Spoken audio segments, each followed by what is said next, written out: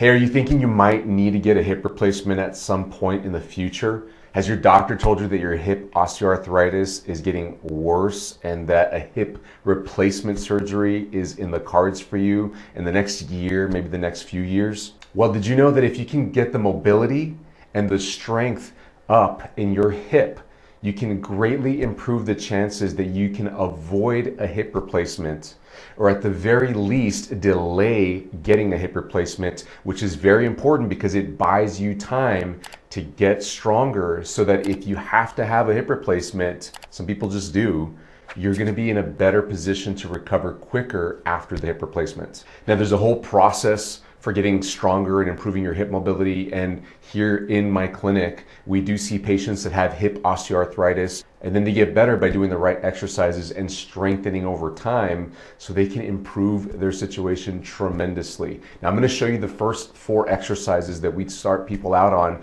when they're coming into our clinic, and they're more moderate to severe in their hip osteoarthritis. And they've usually been told at this point that you're gonna need a hip replacement soon, and they're working to improve their situation and hopefully avoid a hip replacement altogether. So the first exercise is you have got to become obsessed, and I mean obsessed, with hip fidgeting. So sit down somewhere comfortable. You might already be sitting, and all this is, it's the easiest exercise in the world, is you're just gonna wiggle your thighs. Move your knees in and out, just like so. This is fidgeting. You know, it looks like I'm just doing a nervous tick. Some people just do this naturally anyway. But what this does for your hip joint, if you think about the ball and socket joint of the hip, it's putting a little wiggle through it. And if you just do that nice and easy in a way that doesn't hurt, it should be comfortable, it should be painless, it shouldn't bother you to do this, it shouldn't feel worse over time either, then this is great for you, because what you're doing inside the ball and socket joint of the hip is you're moving around the fluid, the joint fluid, it's called synovial fluid, so that you can get it to all the different surfaces within the hip joint and improve the lubrication and nutrition of the cartilage inside your hip joint. You may have been told that you have bone-on-bone hip arthritis. There's probably just some spots that are bone-on-bone. Maybe you have several if it's more severe. But if you can do this here, along with the next few exercises that I'm going to show you, and your situation's improving week by week, you know, after a few days of doing this, you should notice a little bit of an improvement, then you got a chance. You have a chance of delaying at the very least and setting yourself up for a quicker rehabilitation after. And at the best situation, then you would potentially avoid a hip replacement surgery altogether. So the best way to do this is to do this in 5-minute spurts. Literally set a timer on your clock, on your watch, kitchen timer, on your smartphone, whatever you like to use to time yourself. Just keep an eye on the clock and go for 5 minutes like this. Just nice, easy wiggles. You can do the side that's affected more so if that works better for you. Generally, side to side is easier than going up and down, but you can go up and down. And just to show you what I'm doing here, and to give you a better angle on what I'm doing here in my legs, I'm just moving my legs in and out. My feet are planted on the ground. If your feet were dangling, you could still do this. And it's not tiring at all to go for a few minutes. Now, if for some reason this hurts your hip, like it's hurting you right here, then you can do the motion a little bit less. So instead of going all the way out like this, just do smaller wiggles like that. And you can also do it for less time. Let's say it starts to hurt you after you do this for 3 minutes, you notice, then just go 1 or 2 minutes, stop and rest at that point, and then come back and do it 1 or 2 minutes and see what your tolerance is like over time. And then going up and down, you would use your foot to pump your foot up and down just like this. And it's a little less muscle use in your hip, so this might be more tolerable for you. You just have to see what your hip likes and doesn't like in order to get the most benefit out of this. Now, that hip fidgeting movement that I just showed you is very powerful. You have got to become obsessed with that. I would put you on a schedule, if I was your therapist, if I was seeing you in person, of doing that hourly, maybe even every 30 minutes while you're awake, of course. And honestly, most people that I send home with that exercise, that little movement, they tell me that they do it more than hourly because it's such an easy thing to do. You can do it in the car as long as you're not driving. You can, if you're waiting at an appointment, if you're sitting at home, if you're having a meal, if you're watching television, if you're watching YouTube, if you're on social media at home on your phone, This is super easy to do, so there's no excuse why you can't do this. That alone should improve your hip arthritis at least a good 10, maybe 20% if you're doing it enough. Exercise number 2 is called bent knee fallouts. You're going to have to lie down for this one, and this one allows your hip to move through a greater range of motion very comfortably and safely. So lie down just on your back with your knees bent like so. Get nice and comfortable, and with your knees bent, you're falling outwards. That's why it's called a bent knee fallout. So you're just going to let your knee slowly fall out like this to the amount of motion that's comfortable for you. Because if you get, let's say 70-80% of your full motion and then it starts to hurt in your hip, your arthritic hip starts to pinch or bother you, then don't go that far in the future. You're just gonna go through the motion that you can without any discomfort. And generally I'll tell people to do both sides but alternate. So you would move one leg out, then in, then the other leg out, then in. And you would do this for 2 minutes at a time. So you're looking at 120 seconds. Generally, people will do about 60 reps if you rather count reps than look at the time. Whatever works for you. You can just go for 2 minutes and count the reps the first time you do it and get an idea for how many you'll do. I like alternating rather than going out and in together just a bit more because it forces you to use your muscles to control better because you're having to think about moving one leg at a time and not letting your whole body roll over like this. You don't want to do that because now it becomes more of a back movement than a hip movement. You need to try to isolate the hip movement a bit more. And what you'll find usually as you keep going in this exercise is that the motion that was painful starts to decrease. In other words, if you went 70% out and you felt hip pain the first few reps that you did this, the third, fourth time in the day that you do this, you might say, hey, I can go a little bit farther. I'm like at 80, maybe 90% of my motion compared to when I first did this, especially in the morning when people tend to be stiffest with hip arthritis. So you want to do this also hourly throughout the day, but I admit that this is a little more challenging to do hourly because you have to lie down. So I would do as best as you can. I would shoot to do 10 rounds of this throughout the day. And it generally isn't too difficult to do this, so people will be okay. The main difficulty people have is getting up and down from the floor. So if it's just not easy for you to go to your bed or a couch, basically if you're not at home, then you might skip this one in the day, but you could still fidget. You could still do the first exercise. But this exercise is a little more thorough than the fidgeting exercise because the fidgeting exercise is small movement.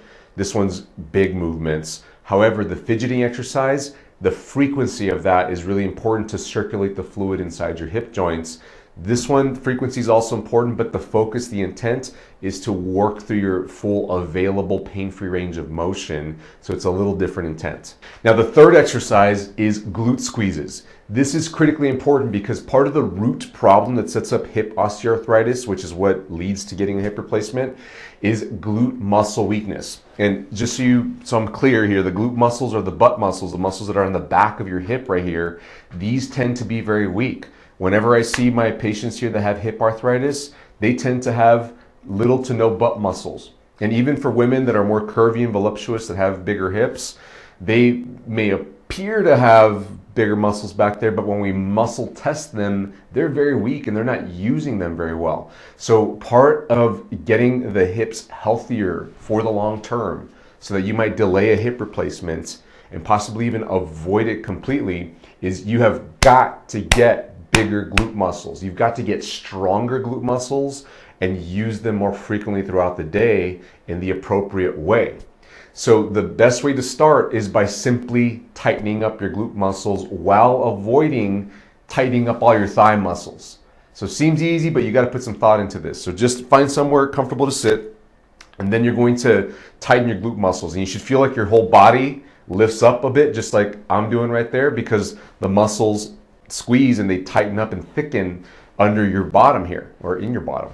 And when you do that, you should feel that the muscles start to tire out a little bit. Now, what you don't want to feel though is those thigh muscles also working a lot. So you're probably going to feel that the first time you do this. You're going to feel your thigh muscles right here on the front, maybe on the back too, squeeze. So you've got to find the percentage that you can squeeze your glutes at without your thighs working. So if I went 100% right there, I can feel my thighs kind of wanting to work. So now I'm going to back off and just go like 50%, Now I can go 70, 80. I'm at about 90 right here, and my legs are just on the verge of wanting to work. So I'm gonna hold it right here for 10 seconds. It's very important that you hold it for 10 seconds. After 10 seconds, you can relax, and then you gotta repeat this 10 times. So squeeze the glutes, not too hard that your thigh muscles are working. After squeezing it, then relax.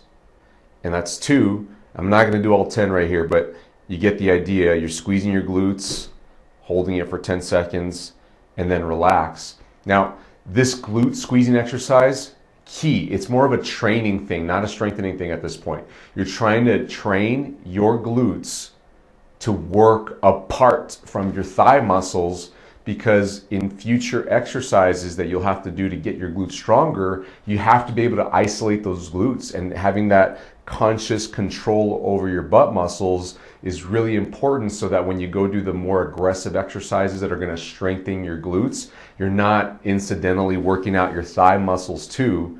You're not accidentally working your thigh muscles. And then that means that you're going to technically be doing a thigh muscle workout, and it's those thigh muscles that start to take over for the glutes, and that feeds into the hip arthritis problem. It's going to feed into the root problem that sets up hip arthritis, so you don't want to be doing that. So you can do this in standing too, which I really like, because then you can do this almost anywhere. You can be standing in line somewhere, you could be at a store, you could be sitting down at home or in the car. You can technically do this lying down too. So all you're going to do in standing is squeeze your hip muscles, which is going to shove your hips forward. But again, you can't be firing those thigh muscles. You have to find the percentage that you can work at where your glutes work, but your thighs do not. So tight butt muscles here, I'm at about 70, 80%. Now I'm at 90, 95%. And I feel my thighs wanting to work, but I'm okay right here. Hold it for 10 seconds. 2, 4, 5, 6, 7, 8, 9, 10, and then relax. And this shouldn't hurt. This should feel really good on your hips. Now, the only reason it would hurt if you have hip arthritis to do this exercise is if it's extremely severely flared up right now.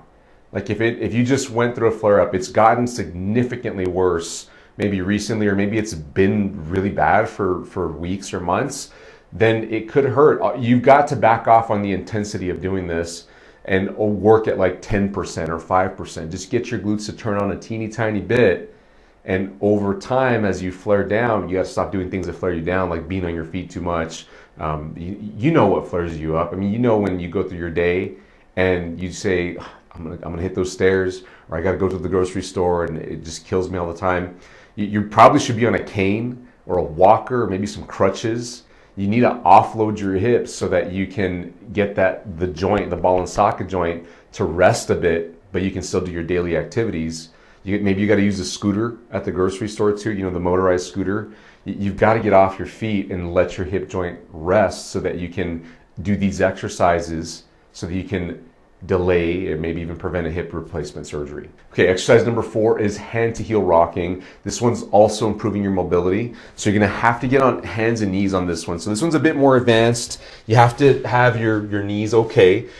You may skip this one if you just can't get into the position, or this is not gonna be as easy to do throughout the day regularly, but I would go to do this at least twice a day would be fantastic. Like before you get up out of bed, or sometime in the morning, because you're usually around a bed, and then sometime in the evening when you're headed towards bed, because you can climb onto the bed and do this, and you don't have to get up and down from the floor. However, if you feel like getting up and down from the floor is what you need to do, then go for it. I like this one a lot. A lot of people tell me they really benefit from this one. That's why I've included it here. So you're just going to get on your hands and knees. You can be on your fists. I like to be on my fists. It's just more comfortable on my wrists. But you can be flat-handed too if that's comfortable for you. And if your knee hurts, a little trick is to put pillows under it. Put a pillow or a folded blanket or towel, just cushion it, and oftentimes that helps. If your knee is stiff, then you're going to have trouble with this exercise. You may skip it and focus on the other ones. And all you're going to do on this is slowly and comfortably go back, just a comfortable amount, and then come back up. And do this for 1 minute. You might get in 20, 30 reps, maybe 40 if you go a bit faster. But the point here is not to go fast, it's to improve your mobility in your hips. Nice and easy, you can pause. Some people like to pause right here and stretch a bit. They feel like their hip feels good when you get there. And then something else you can do is shift your hips over. So I'm moving my hips over this way towards my left foot and go back with my hips shot out to the left. So it's like I'm aiming that way, and you can go the other way too. So you can add slight different motions to the hip joint as you go back.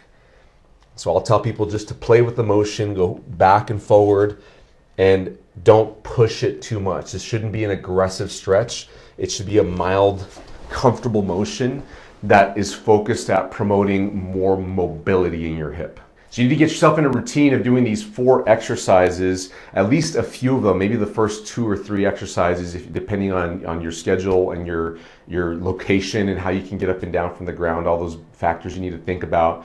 But if you get into some consistency and some obsession with doing these exercises, you should begin to see an improvement in your hip mobility and then the use of your glute muscles, and that will get you some relief in your hip joints. Have you got a playlist full of videos for people suffering from hip osteoarthritis? Go check that out in the description here below. I'll see you in the next video. Bye-bye.